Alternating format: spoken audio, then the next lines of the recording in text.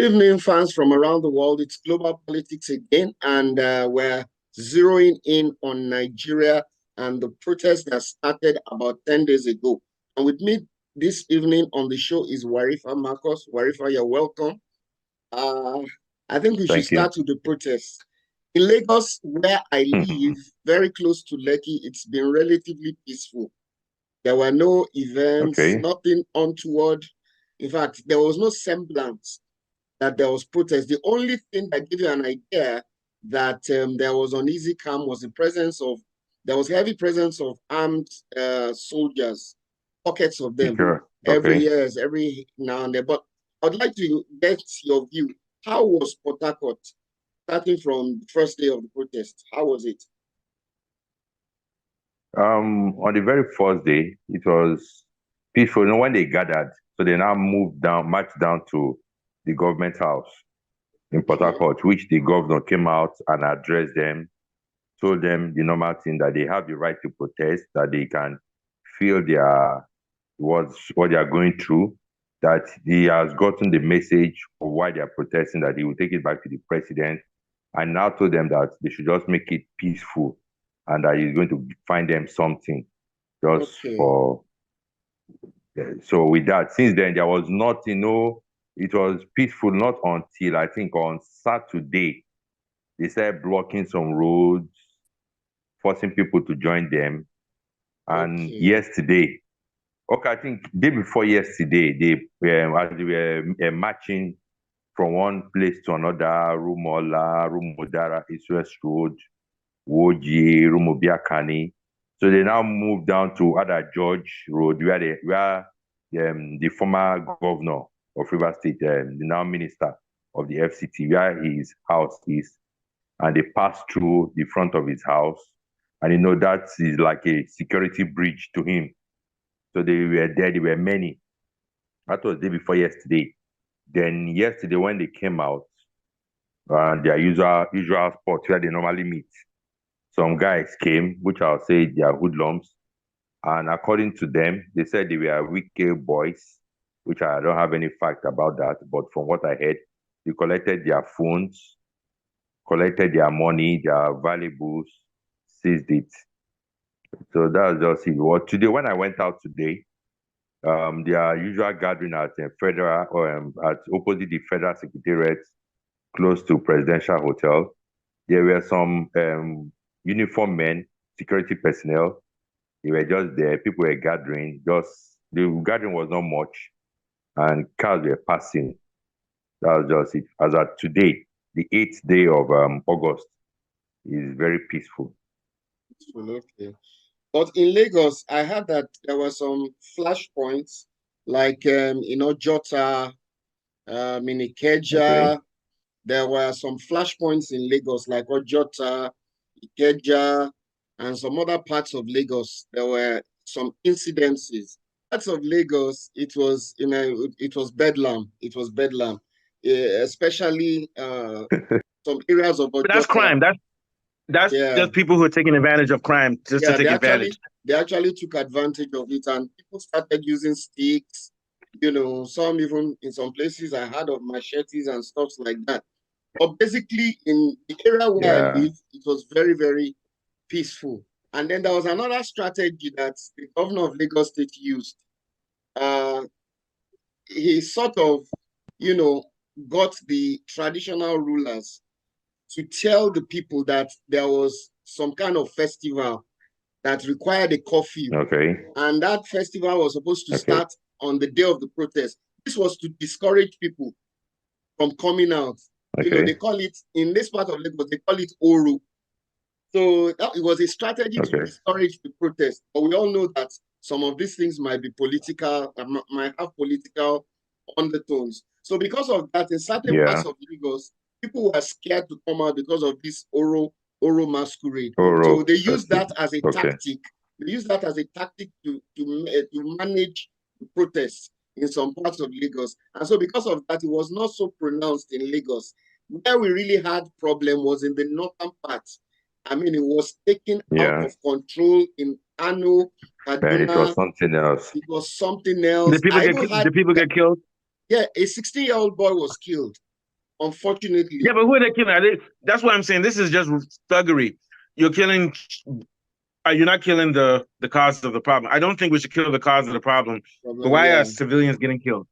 Or was it the police that killed them?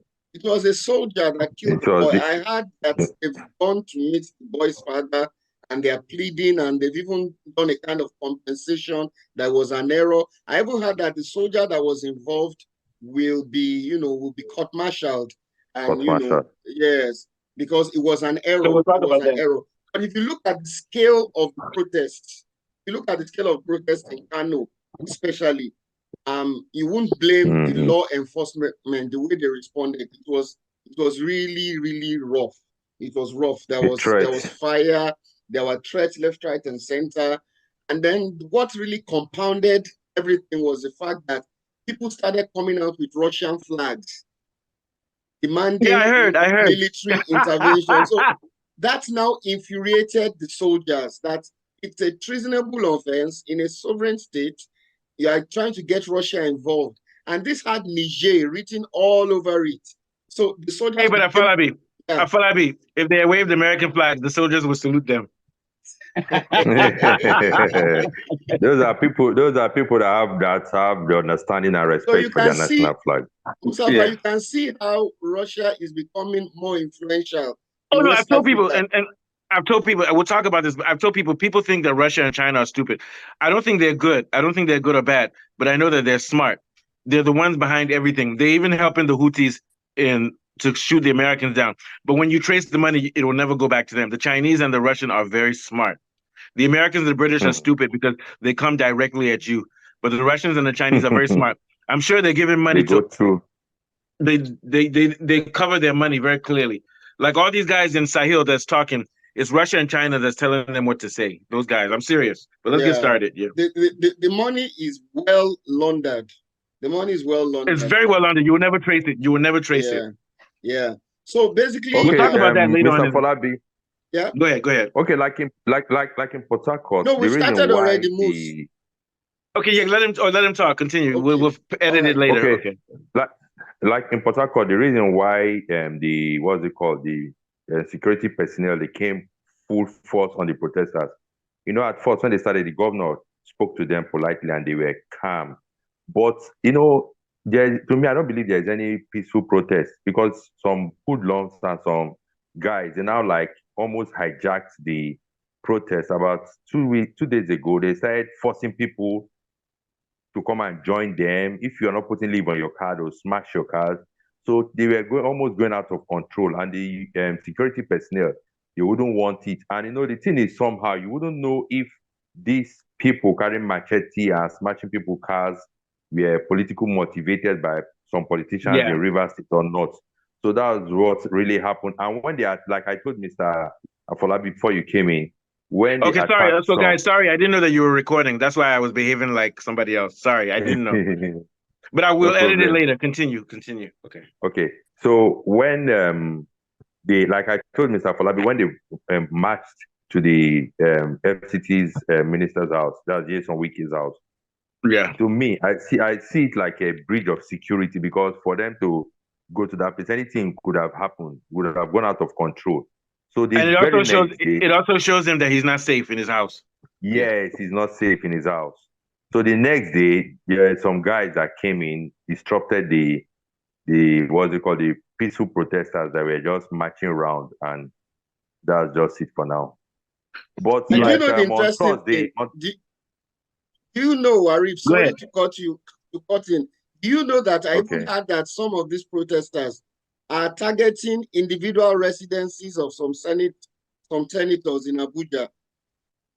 Apparently, the House of Assembly are on recess presently, so a lot of them have flown out of the country. But I heard that during the process, some of the protesters went to the house, individual houses of some of these senators, to vent their anger and to show their frustration. Because what's really annoying people is the outlandish and the frivolous, profligate way displaying wealth in the midst of lack and poverty. People are really getting infuriated when they see the kind of lifestyle some of these senators are living. So it's part of what is annoying protesters. You see, governance. That is why you don't wait until the people demand for something before you start doing it. Thank God for the governor of Rivers State. When he came in as the governor, something that has never been done for a very long time. Civil servants, he gave them Christmas bonus of 100,000 naira, each of them 100,000 naira, and he gave some of them, promoted some of them. So those were some of the things that it's as if he knew this protest was going to come up. So with that, when he addressed them, they already saw him like he's on the side of the masses. And again, with the challenges he's facing from the opposition party from Rivers State and his own party, PDP. So maybe the masses, they just looked at it that this man is already having enough on his hand to face. And they saw it that he's on the side of the masses. So when he spoke with them, they came down, they were doing it peacefully, just marching, carrying DJs, playing music until some hoodlums, anything in what protest, you always have people that will go out of control that might want to start looting shops and things like that, which they did. So that was what happened in Rivers State. So yeah, thank you very much. And go ahead, continue. Yeah. Before then, it was peaceful. It was just 2 days ago that they started going out. And whenever they blocked the road, whenever any road was blocked, the governor goes there to address them, and they will hail him, praise him, and all that, and he leaves, and they continue with their peaceful demonstration. Yeah, and what I want to say is that, to me, it doesn't matter whether you're a good or bad person. What matters is if you serve the people. So if the governor of River State, he's smart. He knows that he doesn't have power unless he serves the people. And to me, that's the definition of democracy, is when it doesn't matter whether you like the people, but if you want to serve, if you want to stay as serving them and you don't want them to turn on you. So what I'm trying to say is democracy doesn't ask why you're doing what you're doing. It's saying what you are doing. And what he's doing is serving the people. And if not for that, he wouldn't still be in office. And his enemies know that if something happens to him, the people will tear that country down. No, that's state. Sure. That's state, which is also like a country. It's a country because Nigeria has different ethnic groups. That's your homeland. And the people there defend the governor. That's all I want to add. What do you think, Warif and Afolabi? Yes, I totally agree with you. Leadership is about service to the people. And look at what Warif said about Governor Fubara. He has shown that he's empathetic with the people. Look at the cash bonus he did in December. Now, because of incentives like that, the people can begin to trust him because his government is transparent. When your government is transparent, the people can trust you. And like Mustafa said, it's all about service. If you can service the man on the street and he feels what you are doing, it's easier for that person to trust you when you make promises. Yeah. So basically, which is very, very important in this particular and nobody will touch him. Nobody will touch him because if something happens to him, everybody is going to know who did it, and there's going to be chaos. They want to defend him. They won't touch him. And that's the same thing in the Sahel. The military guys have they have the backing up of their citizens. So it's very important. When you're doing the right thing, your citizens, whether you're a military leader or you're the elected leader, when you serve your people, the citizens are happy. When you go to Dubai and those countries, everybody has free internet. Everything is good. So even though they don't have democracy in Dubai or in Emirates, the people are happy because everything is taken care of. And that's what we need to focus on. So, Afolabi, have you spoken yet about what's going on in Lagos? Yeah, with the riots and everything? Yeah, I was telling Warif that Lagos was, subdued. It wasn't as pronounced as in Port Harcourt. Oh, yeah, I remember you said so. Yeah, you said so, yeah. So, and I said that the governor was very wise. He used the traditional rulers to tell the people that there was some Oro festival and there was coffee. So that discouraged a lot of protesters from coming out. Yeah, that was a wise move. It was a wise move. Yeah. It was very strategic. So because and what I would say is that it was quiet in Lagos. And what I would say also is that these protests don't mean anything. And I've said this to you, Afolabi, and to you, Warif. Protests don't mean anything if you don't have a plan. It's like maybe someone is, I want to make a change. I say, I'm tired of you. You are bad. I'm tired of you. You must go. Then when they ask me, what are you going to do? I don't know. So my thing is that in Nigeria, unless the protests, I don't think protest works. I think what works is strikes and things. But you can't even strike until you know what you want to put on ground after you strike. And what I'm saying is that Nigeria needs to control, especially in river states, if petroleum and all those goods are in River State, it needs to benefit River State first. then the revenue needs to help the country also. And every product, like in the North, they have uranium and they have other things. Those things need to help the whole country also. So until our resources are no longer controlled by foreign companies, we have guys like Dangote, and they're trying to block Dangote, who's private. I'm go beyond private. I'm a socialist, but even if we don't do socialism, let's make sure that our resources are owned by our own people. What are your thoughts, Warif? Yeah. When it's just greed. Everything boils down to greed with our leaders. Yeah. Because they don't want, I don't know if I'll say they don't want the masses to get to the level where they are. Because if you make things easy and what's it called, the resources are controlled by indigenous companies locally, you see that like in Dubai, the governance will be very easy. You'll be close to the people, have listening ears. But when you take these things to foreign countries, and how are we sure that those foreign countries are not owned by the same people running the show in Nigeria? Oh yeah, and those are there's foreigners, and then they have a few people. I'm not going to say any names, but there's the same rulers of Nigeria, and those guys are selling our country to these foreign entities. That's it. And you know what? There's something you said. It's greed, because they can still let us chop and do well, but what it is more than just greed. It's narcissism. They want to say, "Look at me, I'm big man, and you're poor." Mm-hmm. They don't want to say, "I'm big man, and you are also rich." They want you to be poor. That's slavery. They want slavery. They're very diabolical people. Very diabolical. What are your thoughts, Warif? Then we'll go to Afolabi. Thank you, guys. Very good show. Our show is doing well. Nigeria. This is Snapchat from Nigeria. We're part of Global Politics, and we're representing our country and doing well. Thank you very much for watching. But yeah, Warif, what are your last thoughts? Then we'll go to Afolabi. Our leaders, the politicians, they should be close to the masses. They shouldn't create that gap from the councillors, the local government, the governors, the senators, presidents, ministers. They should have listening ears when they talk.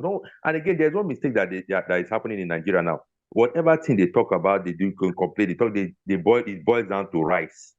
That they brought down the bag of rice to 40,000. Is rice the only thing we need in Nigeria? No. Well, they need to. We need rice. We need fuel. Talk about rice. We also need electricity, because if you have electricity, good roads. Worry if there's no electricity and you have a stroke, and you can save your life by going to the hospital, but when you go to the hospital, there's no electricity. Come on. So we need to have everything: healthcare, everything. We already have a good culture. We don't need police, because Nigerians are not violent by nature. But we're becoming violent because we don't have the basics. What do you think? Yeah. Before Mr. Afolabi comes in, I want to just give kudos to the Nigerian police. Apart from those in the northern part of Nigeria that the protest became very violent, even if I'm a security personnel, I might have no chance but to defend myself.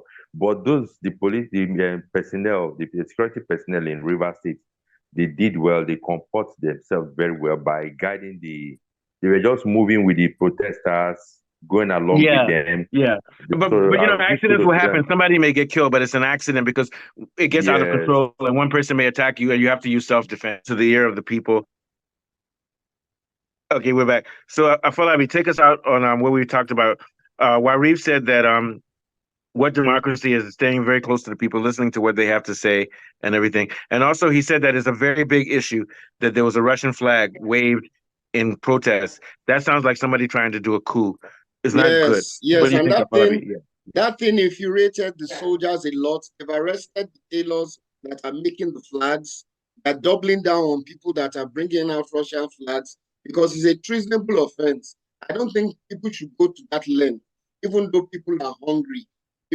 I think people should handle it with care. Yeah. So we shouldn't let it go out of proportion. But what I feel is I think President Tinubu should go to people at the grassroots, going through the governors. A lot of these interventions are being mismanaged by the governors. The money is not getting to the grassroots. And that's where the problem is. Mm-hmm. So I feel he should find a way of getting to the councillors and the local government chairmen. Those are closer to the people that are protesting. But going through the governors is being intercepted. A lot of this cash is being intercepted and mismanaged. So I feel that's where the problem is. And some things are diverted. Yeah, it's been diverted because the government is actually doing a lot of interventions, but it's not getting to the common man on the road. Yeah.